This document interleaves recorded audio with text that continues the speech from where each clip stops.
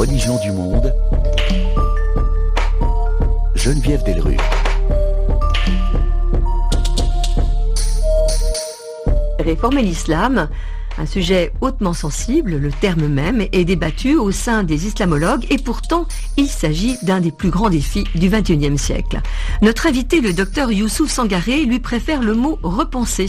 Repenser le Coran et la tradition islamique, c'est d'ailleurs le titre de son livre publié aux éditions Al-Bourak et préfacé par Khaled Bencher, livre qui est en fait une introduction à la pensée du réformateur pakistanais Fazlur Rahman, né en 1919 et mort en 1988. Docteur Youssouf Sangaré, bonjour. Bonjour. Vous êtes islamologue, vous vous destinez à être chercheur enseignant. Votre doctorat a porté sur la prophétie en islam et vous êtes le cofondateur de la revue académique Les Cahiers de l'Islam. Alors pourquoi avez-vous choisi Fazlur Rahman pour relire le Coran ?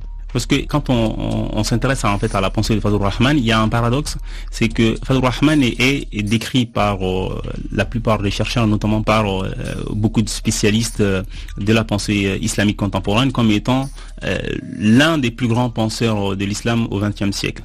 Et le paradoxe, c'est que ses écrits ne sont pas connus. Et il est très peu connu, notamment dans le monde francophone, et on commence seulement à les traduire en langue arabe, alors qu'aux États-Unis, il a formé tout un ensemble d'étudiants aujourd'hui qui sont à l'université et qui essayent de repenser l'islam dans le contexte américain. Et moi, je me suis intéressé à Fazlur Rahman dans le cadre de mes recherches sur la question de la prophétie, mais aussi sur les évolutions de la pensée musulmane depuis le XIXe siècle, avec le réformisme. Et dans ce cadre-là, j'ai trouvé dans les écrits de Fazlur Rahman un certain nombre de problématiques qui continuent d'être posées aujourd'hui par les penseurs musulmans. Donc, il m'est apparu important, du coup, de me plonger dans l'œuvre de Fazlur Rahman, justement pour comprendre comment lui, dans son contexte, ayant vécu au Pakistan, passé par la Grande-Bretagne et après installé aux États-Unis, comment il a pu penser, s'intéresser à ces concepts-là.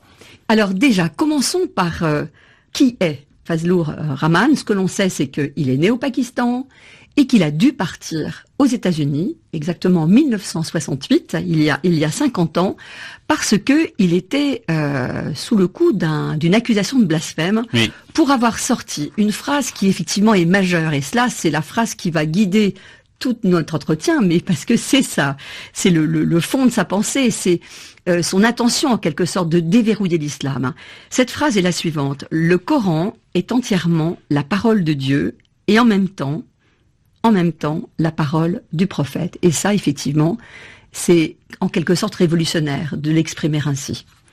Justement, Fazlur Rahman, qui est-il? C'est un penseur des paradoxes.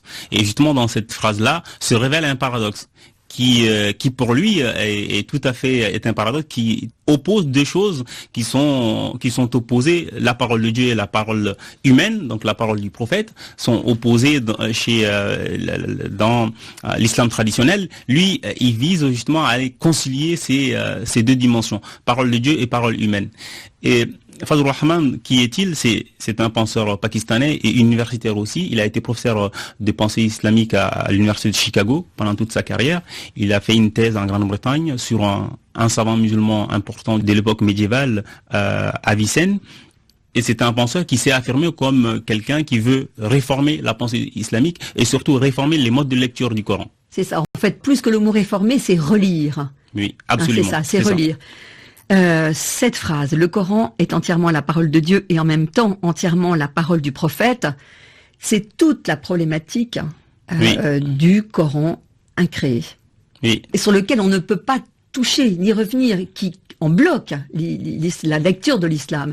Et lui, par cette phrase, il déverrouille en quelque sorte cette lecture. Oui, absolument. À travers cette phrase, en fait, il reprend justement les débats classiques autour du statut du Coran, qui à l'époque médiévale, entre les différentes tendances de l'islam, où il y avait un certain nombre de groupes qui disaient que le Coran était un texte incréé, et d'autres qui disaient que le Coran était un texte créé. Et ce conflit de la période médiévale, pour Fazlur Rahman, était un conflit qu'il fallait dépasser dans la période contemporaine. Pourquoi faire? Pour pouvoir arriver à relire les textes coraniques et à les situer dans l'histoire humaine, à relire les textes en les situant dans une histoire. Et donc dire que le Coran, pour lui, est à la fois la parole de Dieu et la parole du prophète, ça veut dire que le Coran est un texte transcendant, mais qui s'inscrit dans une histoire, puisque c'est la parole d'un homme. Et c'est aussi la parole d'un homme. C'est à la fois la parole de Dieu et aussi la parole d'un homme. Donc ça veut dire que le Coran est un texte qui n'est pas hors de l'histoire humaine, mais s'inscrit dans l'histoire humaine. Ça veut dire que l'histoire est importante pour comprendre le texte. Ça veut dire qu'on ne peut pas faire l'interprétation du Coran sans tenir compte de l'histoire humaine. Ça veut dire aussi que pour faire l'exégèse du Coran, il faut faire de l'anthropologie. Il faut comprendre l'humain. Le texte ne s'impose pas à l'humain puisqu'elle s'inscrit dans l'histoire de l'homme. Donc, révélation et anthropologie, concilier ces deux dimensions pour arriver justement à relire le texte coranique et à le réinterpréter à la lumière des défis contemporains. Mais alors, en quoi il est nouveau? Parce qu'il y a d'autres penseurs, actuellement, on le sait, qui défendent cette question de la contextualisation. Dire voilà, quand la révélation a été reçue par le prophète, eh bien, effectivement, elle a été reçue dans un contexte, le contexte de l'Arabie de l'époque, avec ses traditions, ses mœurs, etc. Bon, il n'est pas le seul à l'avoir dit. Pourquoi appuyer sa modernité en quelque sorte, son exceptionnalité, j'allais dire, docteur Youssouf Sangaré? Disons que Fazlur Rahman, il va au-delà de l'affirmation, parce que lui, quand il dit ça, et il propose une méthode, quand il dit c'est à la fois la parole de Dieu et la parole du prophète, et que ça doit être le point de départ d'une herméneutique du Coran, à partir de cette affirmation, il propose une méthode herméneutique pour pouvoir renouveler les exégèses du Coran, renouveler la lecture du Coran. Parce que, d'une manière générale, dans la pensée musulmane, quand on fait l'interprétation du Coran, il y a toujours un retour aux traditions exégétiques. On fait toujours recours aux anciens livres d'exégèse coranique. C'est-à-dire qu'on s'appuie sur ce qu'a dit... On revient à la tradition. C'est ça. Et donc, pour Fazlur Rahman, il faut, à partir de cette affirmation-là, puisque le Coran s'inscrit dans l'histoire, donc ça veut dire que chaque génération doit revenir à cette histoire-là en fonction des évolutions des connaissances pour mieux comprendre le contexte de la révélation du Coran et mieux comprendre ce que lui il appelle le vouloir divin, ce que Dieu voulait transmettre aux hommes. L'intention, en fait. L'intention divine. Et donc, comprendre ça. Et donc, pour ça, il va au-delà de l'affirmation en disant ça, il dit... Je vais proposer une méthode d'herméneutique du Coran qui peut permettre justement de faire de telle sorte que l'interprétation du Coran soit sans cesse renouvelée et non pas quelque chose qui soit arrêté une fois pour toutes, qui soit quelque chose de traditionnel et on s'arrête à... Non, que ce soit quelque chose qui puisse être constamment renouvelé. Mais alors évidemment, il y a eu des détracteurs, il a même pris des risques. D'ailleurs, de toute façon, c'est prendre un risque de dire cela. Il a été accusé de blasphème, il a dû partir. Alors pourquoi ce débat est impossible? Pourquoi c'est si risqué en quelque sorte de débattre sur le statut du Coran? Parce que le débat autour du Coran dans les sociétés musulmanes en général reste quelque chose de très sensible, notamment dès lors que l'on traite du statut du Coran. Après Fazlur Rahman, il y a eu les cas en Égypte avec Nasr Abou Zaïd, qui aussi dans le cadre de ses travaux avait dit qu'il allait étudier le Coran comme un texte littéraire. Et dans le monde musulman en général, on peut dire que le Coran est un texte littéraire, ça veut dire c'est un texte comme n'importe quel texte. Et ça, pour les partisans de la tradition, ça remettait en cause le statut, la supériorité du Coran à toute autre œuvre. Et l'enjeu, c'est là, c'est que à la fois la méthode de Fazlur Rahman et aussi de Nasr Abou Zaïd, pour les gens qui se sont opposés à Fazlur Rahman, ça remettait en cause justement la tradition musulmane. Ça disait quelque chose de nouveau que les anciens n'avaient pas dit. Et donc, pour eux, à la fois, c'est une remise en question de la tradition et quelque chose de nouveau, et toute nouveauté est à rejeter en quelque sorte dans ce domaine-là. L'enjeu, c'est aussi ne pas arrêter le sens du texte une fois pour toutes. Il y a toute une partie, il y a toute une tradition qui considère que les meilleures générations qui ont compris le texte coranique, ce sont les générations précédentes. Donc la meilleure compréhension du Coran a été déjà épuisée dans le passé. Donc les nouvelles générations, donc l'époque contemporaine, n'a pas grand-chose à apporter, n'a pas son mot à dire, à part retourner au passé. Pour Fazlur Rahman, justement, c'est ça. C'est à la fois tenir compte du passé, mais aller de l'avant. Et à travers une nouvelle méthode de lecture du Coran. Alors, Coran, ça veut dire récitation, hein, c'est bien cela. Oui. Voilà. Récitation, lecture, oui. Voilà, et lecture. Fazlur Rahman a ce concept très intéressant d'une révélation qui serait descendue sur le cœur du prophète. Et là, on revient encore à cette question d'un Coran, en quelque sorte inspiré, on va dire, mais où il y a une part humaine qui joue quand même.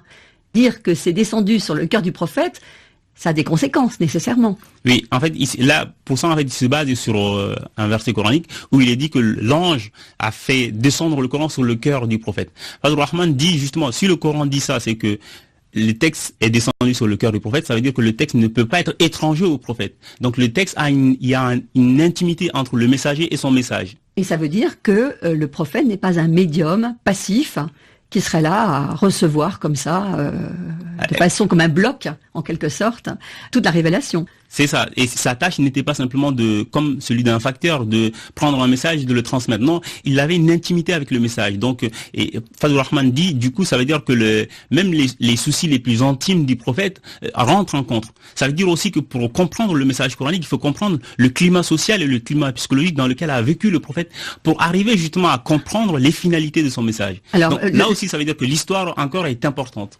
Les finalités du prophète, ses soucis, qu'est-ce qu'il avait comme souci, le prophète? Quand Fazlur Rahman, en fait, il dit ça, c'est qu'il veut dire, c'est le contexte social dans lequel a vécu le prophète. À la fois le contexte de la tribalité, le contexte du polythéisme, le contexte des classes, puisque avec les tribus et les chefs des tribus et les esclaves, etc. Donc c'est comprendre cette société-là dans laquelle a vécu le prophète, quelles étaient les problématiques de ces sociétés-là, pour comprendre un certain nombre de directives dans le Coran. Par exemple, Fazlur Rahman, il prend des exemples, la question de l'esclavage dans le Coran, le statut des femmes, etc. La polygamie, La polygamie dans le Coran. Par exemple, dans le Coran dit, il y a la possibilité pour les hommes de se marier avec 4 femmes. Mais il dit ça, c'est une problématique qui était propre à la société du prophète. Cela ne signifie pas que toutes les sociétés humaines doivent ressembler à cette société-là. Ce n'est pas l'idéal coranique. Il y avait un problème à laquelle était confronté le prophète dans son contexte. Et donc le Coran a cherché à répondre à ça. Mais cela ne signifie pas que le Coran veut que l'ensemble des sociétés suivent ce chemin de la polygamie, etc. Il n'y a pas d'universalité. Là, il n'y a pas d'universalité dans ce cas spécifique-là. Le cas de la main coupée, par exemple, le voleur. Quelle interprétation faire dans le Coran? Là, par exemple, sur cette question, il y a débat entre les auteurs musulmans. Alors, certains disent ça a été mal interprété, mal traduit. Quelle est la... En tout cas, il y a eu débat dès les premiers siècles de l'islam, parce que la main, en fait, en arabe, c'est yad, et c'est tout le bras, et c'est la question qui s'est posée, c'est comment couper la main du voleur. Donc certains disaient on peut couper un doigt, on peut couper un bout de doigt. C'est atroce. En fait. Donc voilà, donc il y a tout un débat juridique autour de ça. Mais alors, est-ce qu'il peut y avoir derrière ce texte, derrière cette phrase, c'est quoi la phrase exacte d'ailleurs dans le Coran? Est-ce que l'on peut considérer que c'est une image? Que c'est une image d'abord avant d'être une, comment dirais-je, une injonction? Oui, en fait, il y a des gens qui disent que justement il y a là quelque chose qu'il faut prendre sur le plan métaphorique. Voilà. C'est-à-dire que couper la main du voleur, ça veut dire, certains disent que ça signifie lui enlever les moyens de recommencer. Ça signifie pas lui couper littéralement la main, mais ça signifie enlever les causes qui lui ont poussé au vol. Par exemple aussi, c'est parce que la personne est dans la pauvreté. Donc, lui donner les moyens de ne plus être pauvre pour avoir besoin d'aller voler. C'est ça. Certains disent ça. Et l'interprétation de Fazlur Rahman s'inscrit dans ça. C'est enlever l'injustice qui a pu pousser cette personne-là au vol. En tout cas, regarder les causes. Donc, ça devient une responsabilité sociale, en fait, ce passage coranique.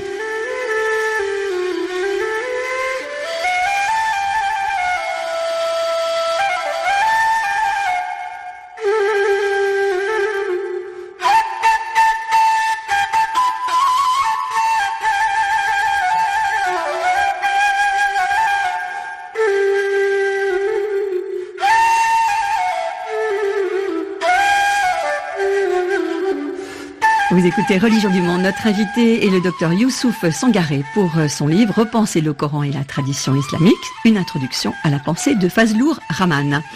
Coran, texte législatif, ça c'est la position, on va dire, une position des anciens classiques, alors que vous, enfin en tous les cas, que le penseur pakistanais Fazlur Rahman, et puis bien d'autres aussi, ils sont pas très nombreux, mais quand même ils existent, disent non, le Coran, ça n'est pas un texte législatif, sur les plus de 6000 versets, eh bien il n'y en a pas tant que ça qui sont à caractère juridique, il faut déjuridiciser le Coran. Oui. En fait, c'est justement, avant même Fazlur Rahman, au XIIe siècle, avec des penseurs, certains disaient que sur tous les 6000 versets dans le Coran, il y a à peu près 500 qui sont de caractère normatif. Et dans cette catégorie-là rentre la manière de faire les ablutions, de faire la prière, etc. Et donc, quand Fazlur Rahman dit justement il faut sortir de l'hypertrophie du droit, donc de cette fascination pour la normativité en islam, il y a un livre qui s'appelle L'amour de la loi en islam, et c'est sortir de ça parce que justement il considère que le Coran a été transformé en un texte normatif, un texte qui a pour seul objectif de dire aux gens ce qui est licite, pas licite ou non licite. Et dit non, le Coran c'est d'abord un texte qui a une visée morale. Et ça a été perdu justement par cet attachement excessif à la normativité. Donc c'est quelque chose qui a été imposé au Coran et non pas tiré du Coran lui-même. Donc lui il dit il faut revenir au Coran pour tirer du Coran ce qui fait l'essence de son message, c'est la dimension morale. C'est le Coran cherche, lui, pour Fazlur Rahman, à amener l'homme à une élévation morale, à être, il dit à une maturité morale, à être responsable sur le plan moral, et non pas à lui dicter, à lui mettre des colonnes sur là le licite, illicite. C'est pas son objectif, c'est pas sa finalité première. Alors que dire des passages qui appellent à la violence, en tous les cas qui la valident? Que dire de ces passages? Là aussi c'est ça. Quand on revient à la première formule, le Coran à la fois la parole de Dieu et parole du prophète, qui signifie en réalité que l'histoire est une dimension importante pour comprendre le message. Les passages, par exemple, les passages où il y a la question des qital, du combat, où ces passages-là, par exemple, pour Fazlur Rahman, ce sont des passages qu'il faut comprendre dans le contexte même de l'Arabie. Guerrier, dans le contexte guerrier, c'est ça? Dans le contexte de la guerre tribale même, pas de n'importe quelle guerre, de la guerre où les tribus ou des alliances se nouent pour faire le combat les uns contre les autres. Et il dit, il faut revenir à ces contextes-là. Donc ce contexte tribal, dans lequel les compagnons du prophète ou le prophète même pouvaient agir dans ce cadre-là, cela ne signifie pas que aussi, encore une fois de plus, que à l'époque contemporaine ou même après l'époque de la révélation, que les croyants ou les musulmans étaient appelés à répéter ces mêmes gestes. Non, c'est quelque chose qui s'explique dans un contexte et qui est limité à un contexte précis. Là aussi, c'est l'histoire qui tranche. Docteur Youssouf Sangaré, alors là, on va en venir à l'actualité. Bon, assez récemment, il y a eu cet appel de personnalités du monde politique, du monde intellectuel, etc., demandant aux responsables religieux musulmans d'abroger en quelque sorte des passages du Coran qui seraient un appel à la violence et qui, dans le cas précis effectivement de plusieurs affaires qui se sont déroulées, bon sur lesquelles on va pas revenir, mais enfin il y a eu plusieurs personnes juives qui ont trouvé la mort ces 10 dernières années, et selon donc les signataires de cet appel, eh bien il y a un climat, il y a un antisémitisme islamique qui est à l'origine de ces drames. Bon, alors bien sûr il y a eu des réactions très fortes de la part des imams, disant qu'on ne pouvait pas toucher au Coran, que le Coran, on n'y touche pas. Alors vous, quelle est votre réponse dans ce débat? Enfin, moi, j'ai pas des réponses particulières en tant que chercheur, mais ce que je peux dire, c'est par rapport à travers Fazlur Rahman, par exemple, qui a été aussi confronté à ça, et que dans le contexte aux États-Unis, la question s'était posée, où des personnes disaient finalement, pour arriver à la réforme de l'islam, est-ce qu'il fallait pas prendre le Coran et regarder, et là il faut garder, là il faut enlever, expurger, c'est ça, à tel endroit, voilà, il faut nettoyer le texte de ces parties qui font référence à la violence ou qui pousseraient à la violence. Et Fazlur Rahman, quand il a été confronté à ça, justement, ce que lui il dit, c'est que au lieu de faire ce travail de charcutier en quelque sorte, il faut en fait justement revenir à une méthode de lecture du Coran qui puisse permettre justement de situer ces versets dans leur contexte.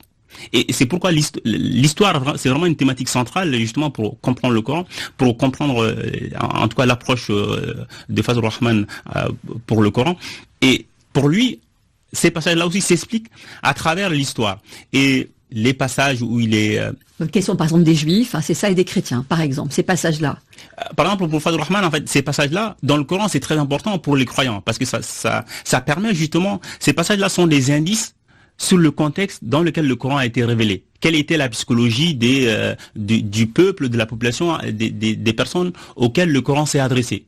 L'image que ces personnes-là pouvaient avoir des autres communautés, l'attitude qu'ils pouvaient avoir envers les autres communautés, ou l'état d'esprit qu'ils pouvaient avoir envers autrui, les regards sur autrui. Et donc ces passages-là sont des indices sur cet état d'esprit-là, sur ce contexte-là. Donc ces passages-là permettent justement de comprendre peut-être pour Fazlur Rahman la psychologie des populations auxquelles le Coran s'est adressé de manière directe. Cela ne signifie pas encore une fois de plus pour lui que toute l'humanité, il a là aussi qu'il y a universalité, que tout homme qui adhérera à l'islam doit être dans cet état d'esprit, dans ce rapport à autrui. Non. Ah ouais, le problème, docteur Youssouf Sangaré, c'est que ça suppose un bon niveau d'éducation, là. Ça... Oui, l'herméneutique de Fazlur Rahman, une herméneutique exigeante, parce que lui-même il dit, en fait, il fait une citation en disant que celui qui ne sait pas lire le Coran à travers l'histoire doit se taire. En fait, c'est parce que pour lui c'est ça, c'est-à-dire que il faut avoir ces capacités-là. Si on n'a pas ces capacités-là, le mieux c'est d'observer le silence et ne pas rentrer dans l'interprétation des passages coraniques, parce que là, c'est risque et péril. Alors, on peut dire. par rapport à ces jeunes, par exemple, qui se radicalisent, ce discours peut-il passer? Je veux dire, peut-il être entendu? Comment le faire passer, ce discours? Comment le faire passer? Alors, ce discours-là, qui est un discours qui s'inscrit en fait dans le réformisme musulman, Fazlur Rahman, il appartient à cette tendance-là. C'est un discours qui reste minoritaire dans le monde musulman, ouais. Et minoritaire et pas très entendu. Mais pour moi, en fait, ce qui est important, c'est justement de faire ce travail sur ces auteurs-là pour essayer de mettre en exergue les problématiques qu'ils soulèvent.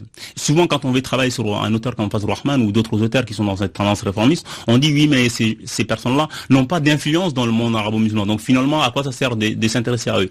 C'est important de s'intéresser à eux parce que, comme disait Michel Foucault, quand on s'intéresse à ce qui est à la marge d'une société, ça permet aussi de mettre en lumière ce qui est dominant dans cette société-là. Donc ce qui est à la marge d'une société parfois dit plus de la dynamique future d'une société. Et donc, ou en tout cas, ou des enjeux qui se joueraient aujourd'hui dans ces sociétés-là.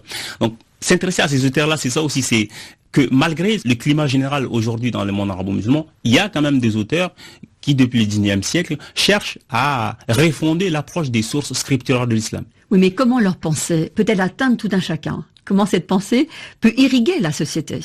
Fazlur Rahman lui-même, il reconnaissait dans ses écrits, c'est que il disait à la fois lui, sa pensée, mais aussi la pensée des réformistes musulmans, ne pourra en réalité irriguer la société que le jour où les systèmes éducatifs dans le monde arabo-musulman seront performants, que le jour où la formation, l'éducation serait la priorité dans les sociétés arabo-musulmanes. Et lui, il considérait que ce n'était pas le cas, en tout cas à son époque-là. Il considérait que à la fois les politiques et les religieux, ce n'était pas leur priorité, que parce que les élites religieuses ne cherchaient pas à avoir en fait de concurrence. Un précaré, quoi. Avaient un précaré qu'il fallait conserver, et donc leur priorité, ce n'était pas forcément l'éducatif dans les sociétés. Donc ils ont un discours, ils ont un précaré, ils le gardent. Les politiques, c'est pareil. Donc pour lui, justement, tant que à la fois c'est pratique en quelque sorte. Oui, c'est pratique, ça permet d'avoir la domination sur la société et d'avoir un discours où il n'y a pas de concurrence. Donc c'est ça. Lui dit tant que cet état de fait ne sera pas modifié, ne sera pas changé, tant qu'il n'y a pas d'évolution sur ce plan-là, à la fois sur le plan religieux et sur le plan politique,